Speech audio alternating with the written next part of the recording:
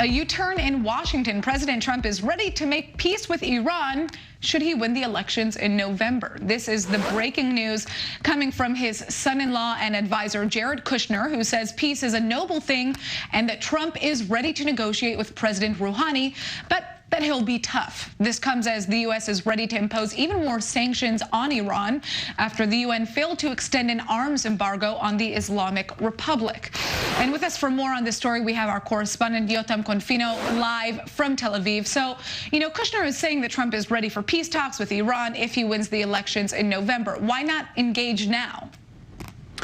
Look, first of all, the timing is very, very interesting. Jared Kushner's statement here that Trump is ready to engage with Iran all of a sudden comes at the exact same time as Secretary of State Mike Pompeo is at the UN, and he's trying to impose the snapback sanctions, really the international sanctions on Iran.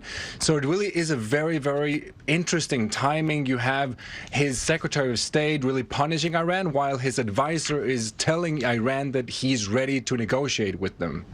All right. Well, Kushner's statement is quite similar to Trump's earlier statement this month, saying that if he, were to be reelected, Iran will sign a new deal within a month. Is this just election talk, or did Trump actually change his mind on Iran? First of all, I think it's very difficult to predict what actually goes on in Trump's head. He changes his mind a lot, especially when it comes to foreign policy. But it does sound like this is actually somewhat of an election promise. It's really just talk for now, because as we all know, Trump is really, really tough when it comes to Iran. He has this maximum pressure campaign. He's not about to just give up on all his demands, really. So it does really sound like it's a lot of election talk, really. Now, when Trump withdrew from the nuclear deal 2 years ago, Mike Pompeo listed 12 demands to Iran if a new deal were ever to be negotiated. Are those demands still in place? Again, it's an open question. If you ask Mike Pompeo, those demands are definitely in place, and some of the demands are very, very strict.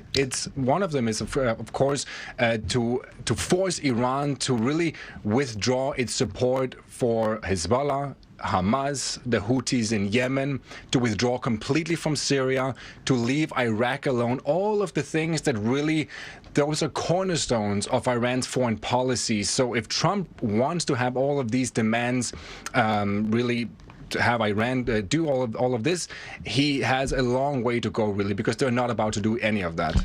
Well, what about Israel? This seems like Netanyahu's worst nightmare. Can we expect him to lobby against renewing talks with Iran?